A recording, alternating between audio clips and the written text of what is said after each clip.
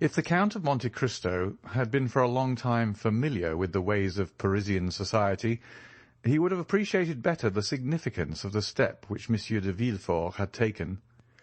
Standing well at court, whether the king regnant was of the older or younger branch, whether the government was doctrinaire liberal or conservative, looked upon by all as a man of talent, since those who have never experienced a political check are generally so regarded, hated by many, but warmly supported by others, without being really liked by anybody. Monsieur de Villefort held a high position in the magistracy, and maintained his eminence like a Harley or a mole. His drawing-room, under the regenerating influence of a young wife and a daughter by his first marriage, scarcely 18, was still one of the well-regulated Paris salons, where the worship of traditional customs and the observance of rigid etiquette were carefully maintained.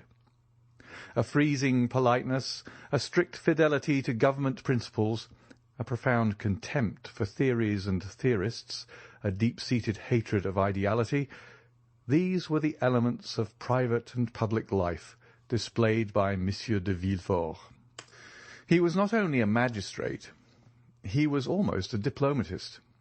His relations with the former court, of which he always spoke with dignity and respect, made him respected by the new one, and he knew so many things that not only was he always carefully considered, but sometimes consulted. Perhaps this would not have been so had it been possible to get rid of Monsieur de Villefort, but, like the feudal barons who rebelled against their sovereign, he dwelt in an impregnable fortress. This fortress was his post as king's attorney, all the advantages of which he exploited with marvellous skill, and which he would not have resigned but to be made deputy, and thus to replace neutrality by opposition.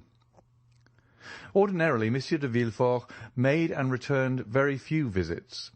His wife visited for him, and this was the received thing in the world, where the weighty and multifarious occupations of the magistrate were accepted as an excuse for what was really only calculated pride, a manifestation of professed superiority.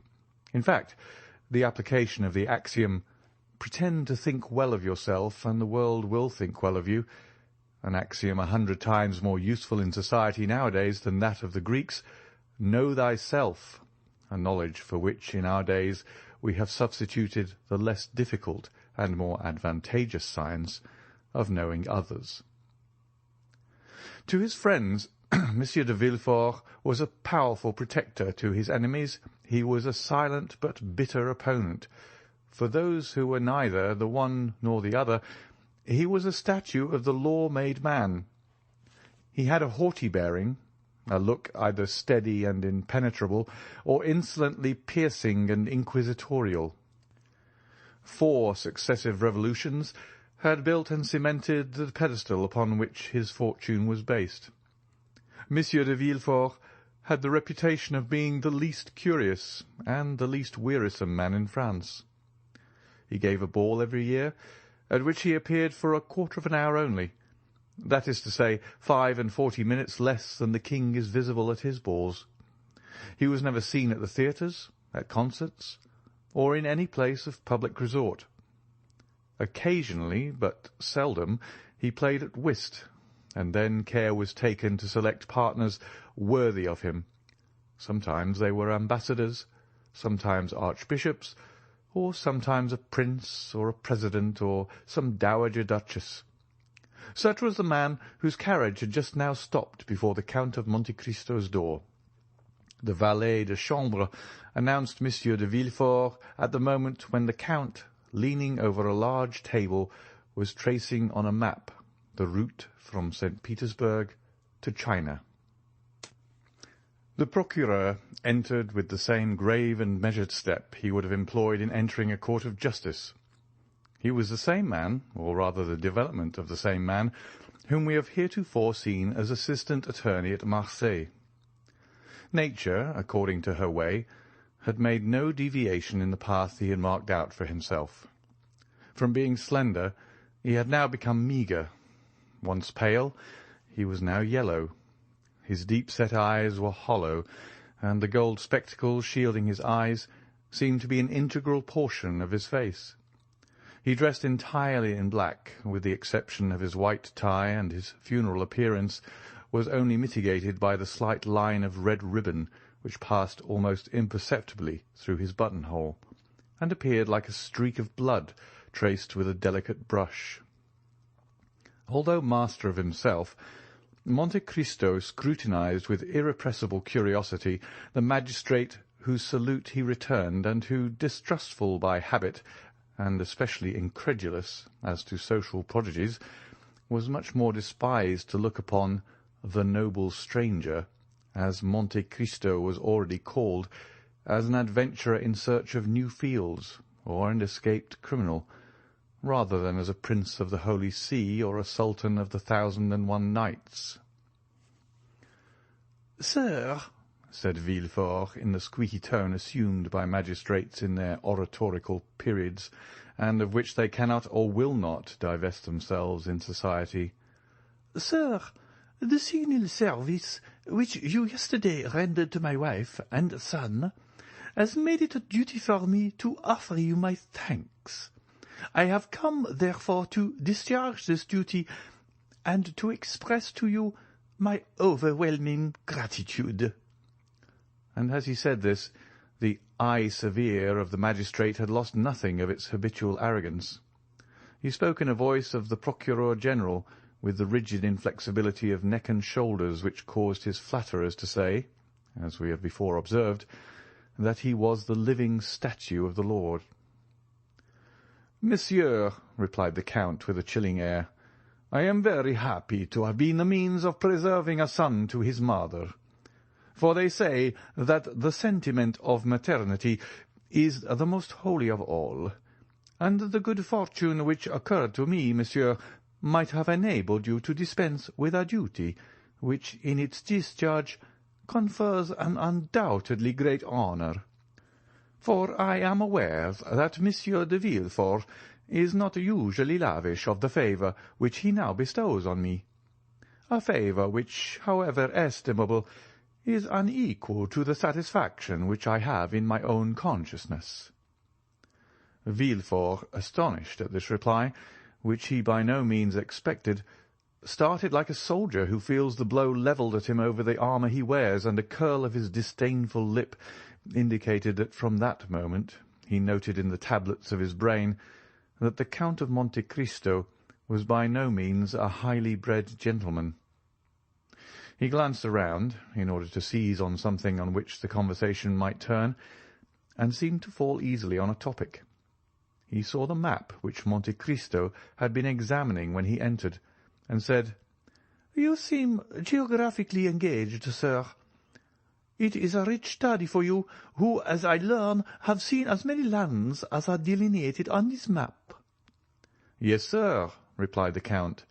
"I have sought to make of the human race, taken in the mass that you practice every day on individuals, a physiological study. I have believed it was much easier to descend from the whole to a part than to ascend from a part to the whole. It is an algebraic axiom which makes us proceed from a known to an unknown quantity, and not from an unknown to a known. But sit down, sir, I beg of you." Monte Cristo pointed to a chair, which the Procureur was obliged to take the trouble to move forwards himself, while the Count merely fell back into his own, on which he had been kneeling when Monsieur Villefort entered. Thus the Count was half-way turned towards his visitor, having his back towards the window, his elbow resting on the geographical chart which furnished the theme of conversation for the moment, a conversation which assumed, as in the case of the interviews with Danglars and Morcerf, a turn analogous to the persons if not to the situation. "Ah, you philosophize," replied Villefort, after a moment's silence, during which, like a wrestler who encounters a powerful opponent, he took breath.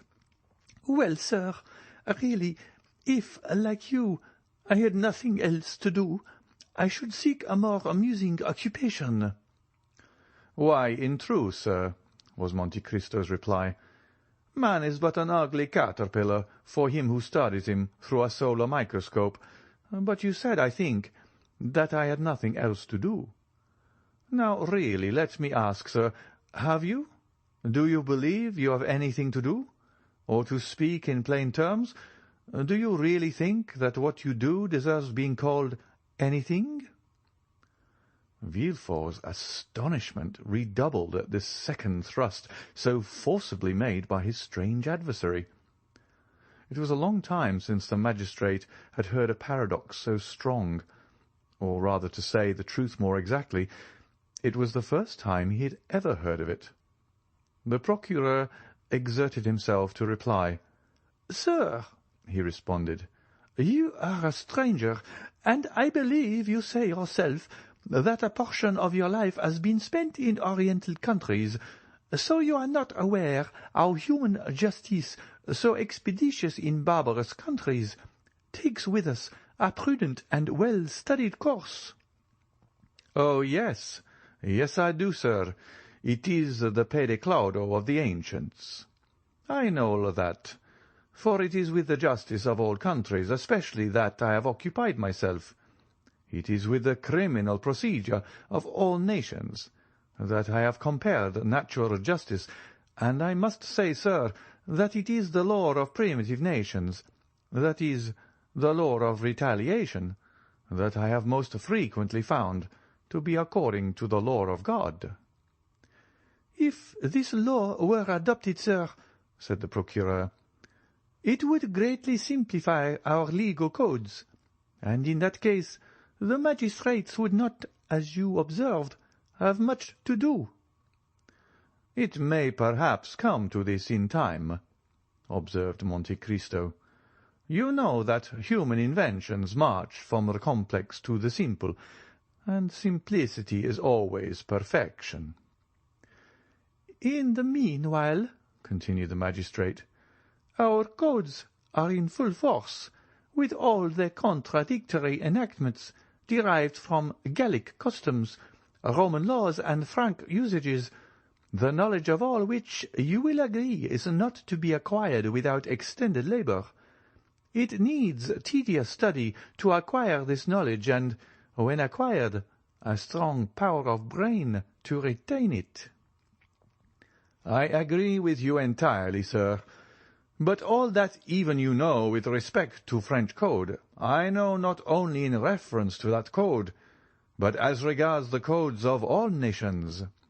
The English, Turkish, Japanese, Hindu laws are as familiar to me as the French laws, and thus I was right when I said to you that relatively— you know that everything is relative, sir— that relatively to what I have done you have very little to do, but that relatively to all I have learned you have yet a great deal to learn."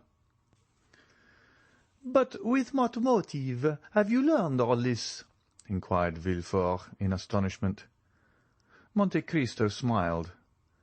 "Really, sir," he observed, "I see that in spite of the reputation which you have acquired as a superior man, you look at everything from the material and vulgar view of society, beginning with man and ending with man. That is to say, in the most restricted, most narrow view, which it is possible for human understanding to embrace." "Pray, sir, explain yourself," said Villefort, more and more astonished. "I really do not understand you perfectly." "I say, sir, that with the eyes fixed on the social organization of nations, you see only the springs of the machine, and lose sight of the sublime workman who makes them act. I say that you do not recognize before you and around you any but those office-holders whose commissions have been signed by a minister or king, and that the men whom God has put above those office-holders, ministers, and kings, by giving them a mission to follow out, instead of a post to fill. I say that they escape your narrow, limited field of observation. It is thus that human weakness fails, from its debilitated and imperfect organs. Tobias took the angel who restored him to light for an ordinary young man. The nations took Attila, who was doomed to destroy them for a conqueror similar to other conquerors, and it was necessary for both to reveal their missions, that they might be known and acknowledged. One was compelled to say, "I am the angel of the Lord," and the other, "I am the hammer of God," in order that the divine essence in both might be revealed. "Then," said Villefort, more and more amazed, and really supposing he was speaking to a mystic or a madman, "you consider yourself as one of those extraordinary beings whom you have mentioned?" "And why not?" said Monte Cristo coldly. "Your pardon, sir," replied Villefort, quite astounded, "but you will excuse me if, when I presented myself to you, I was unaware that I should meet with a person whose knowledge and understanding so far surpass the usual knowledge and understanding of men.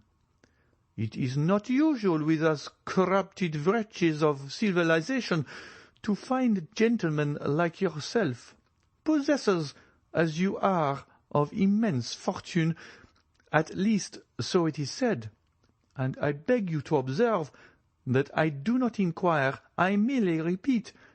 It is not usual, I say, for such privileged and wealthy beings to waste their time in speculations on the state of society, in philosophical reveries intended at best to console those whom fate has disinherited from the goods of this world." "Really, sir," retorted the Count, "have you attained the eminent situation in which you are, without having admitted or even without having met with exceptions? And do you never use your eyes, which must have acquired so much finesse and the certainty to divine at a glance the kind of man by whom you are confronted? Should not a magistrate be not merely the best administrator of the law, but the most crafty expounder of the chicanery of his profession? A steel probe to search hearts, a touchstone to try the gold which in each soul is mingled with more or less of alloy." "Sir," said Villefort, "upon my word you overcome me. I really never heard a person speak as you do." "Because you remain eternally encircled in a round of general conditions, and have never dared to raise your wings into those upper spheres which God has peopled with invisible or exceptional beings." "And you allow then, sir, that spheres exist, and that these marked and invisible beings mingle amongst us?" "Why should they not? Can you see the air you breathe, and yet without which you could not for a moment exist?" "Then we do not see those beings to whom you allude?" "Yes, we do. You see them whenever God pleases to allow them to assume a material form. You touch them, come in contact with them, speak to them, and they reply to you." "Ah," said Villefort, smiling, "I confess I should like to be warned when one of these beings is in contact with me." "You have been served as you desire, monsieur, for you were warned just now, and I now again warn you." "Then you yourself are one of these marked beings?" "Yes, monsieur, I believe so, for until now no man has found himself in a position similar to mine.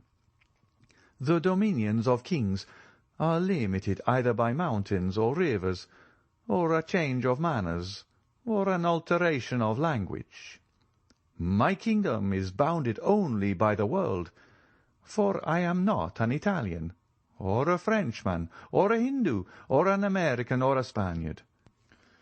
I am a cosmopolite. No country can say it was my birth. God alone knows what country will see me die. I adopt all customs, speak all languages. You believe me to be a Frenchman, for I speak French with the same facility and purity as yourself. Well, Ali, my Nubian, believes me to be an Arab. Bertuccio, my steward, takes me for a Roman. Haldi, my slave, thinks me a Greek. You may therefore comprehend that being of no country, asking no protection from any government, acknowledging no man as my brother, not one of the scruples that arrest the powerful or the obstacles which paralyze the weak, paralyzes or arrests me. I have only 2 adversaries. I will not say 2 conquerors, for with perseverance I subdue even them. They are time and distance. There is a third, and the most terrible. That is my condition as a mortal being. This alone can stop me in my onward career before I have attained the goal at which I aim. For all the rest I have reduced to mathematical terms. What men call the chances of fate, namely ruin, change, circumstances, I have fully anticipated, and if any of these should overtake me, yet it will not overwhelm me. Unless I die, I shall always be what I am, and therefore it is that I utter the things you have never heard, even from the mouths of kings. For kings have need, and other persons have fear of you. For who is there who does not say to himself, in a society as incongruously organized as ours, perhaps some day I shall have to do with the king's attorney? But can you not say that, sir? The moment you become an inhabitant of France, you are naturally subjected to the French law.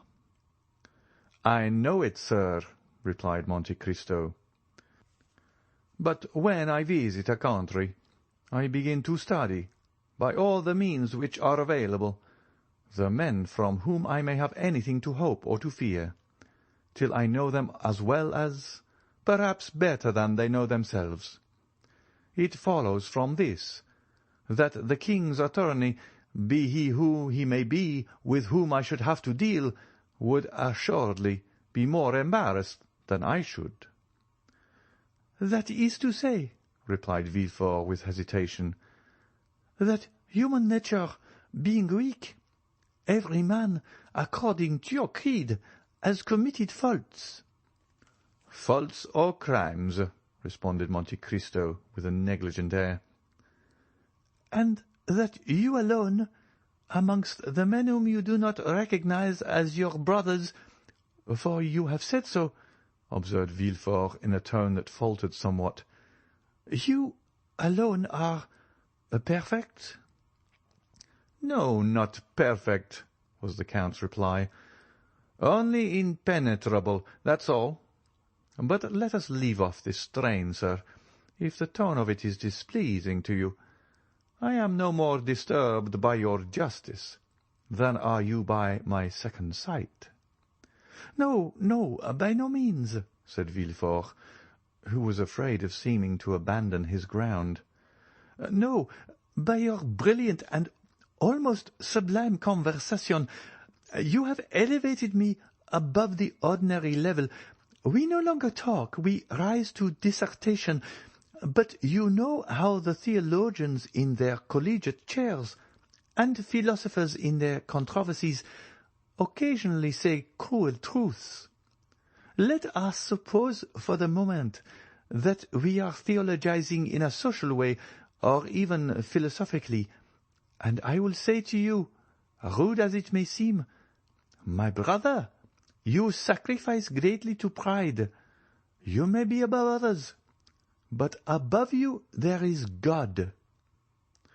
Above us all, sir, was Monte Cristo's response, in a tone with an emphasis so deep that Villefort involuntarily shuddered. I have my pride for men, serpents always ready to threaten every one who would pass without crushing them underfoot. But I lay aside that pride before God, who has taken me from nothing to make me what I am." "Then, Count, I admire you," said Villefort, who for the first time in this strange conversation used the aristocratic form to the unknown personage, whom until now he had only called Monsieur. "Yes, and I say to you, if you are really strong, really superior, really pious or impenetrable, which you are right in saying amounts to the same thing, then be proud, sir, for that is the characteristic of predominance.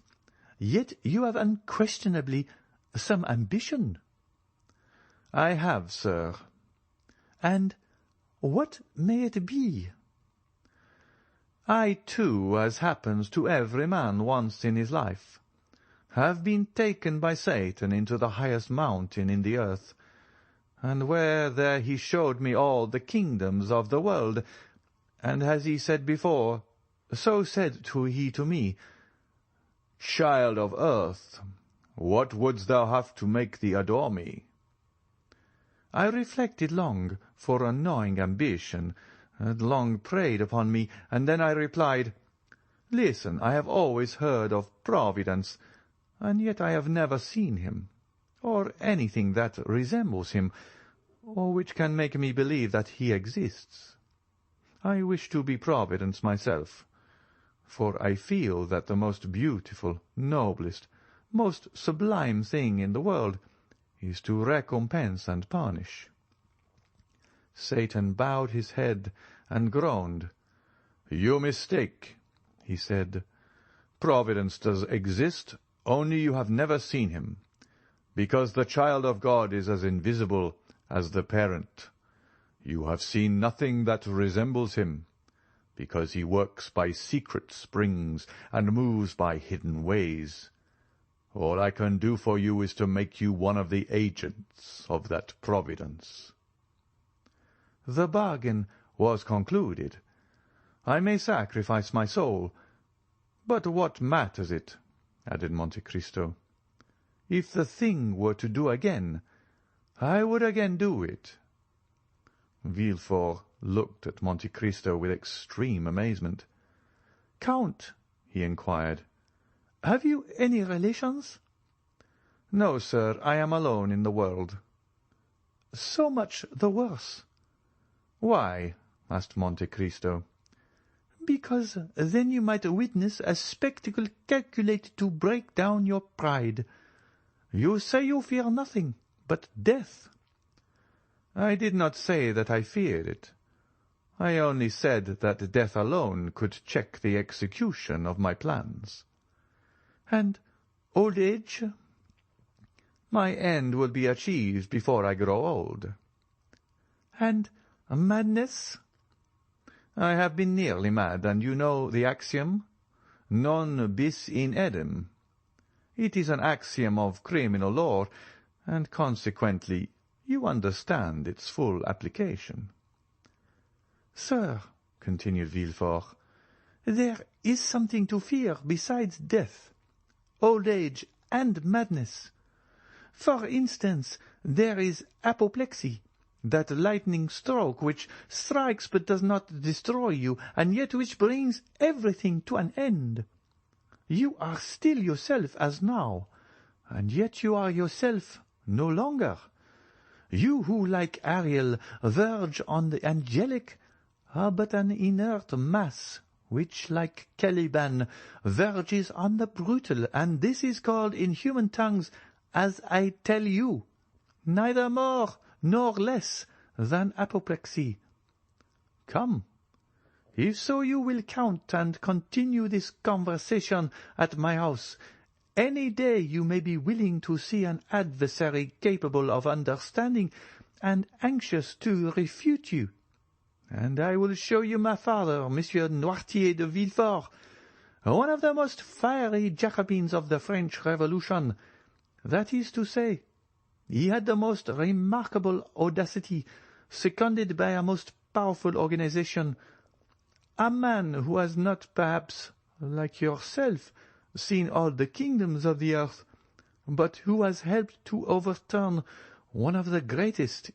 In fact, a man who believed himself, like you, one of the envoys, not of God, but of a supreme being, not of providence, but of fate.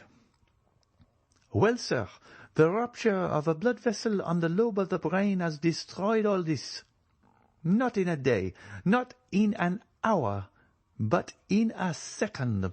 Monsieur Noirtier, who on the previous night was the old Jacobin, the old senator, the old Carbonaro, laughing at the guillotine, the cannon, and the dagger. Monsieur Noirtier, playing with the revolutions. Monsieur Noirtier, for whom France was a vast chessboard, from which pawns, rooks, knights, and queens were to disappear, so that the king was checkmated. Monsieur Noirtier, the redoubtable, was the next morning, poor Monsieur Noirtier, the helpless old man, at the tender mercies of the weakest creature in the household, that is, his grandchild, Valentine, a dumb and frozen carcass, in fact, living painlessly on, that time may be given for his frame to decompose without his consciousness of its decay. "Alas, sir," said Monte Cristo, "this spectacle is neither strange to my eye nor my thought. I am something of a physician, and have, like my fellows, sought more than once for the soul in living and in dead matter. Yet, like Providence, it has remained invisible to my eyes, although present to my heart. 100 writers since Socrates, Seneca, St. Augustine, and Gall have made in verse and prose the comparison you have made. And yet I can well understand that a father's sufferings may effect great changes in the mind of a son.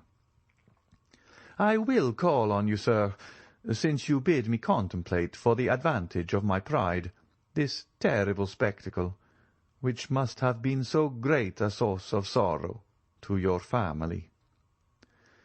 "It would have been so, unquestionably, had not God given me so large a compensation.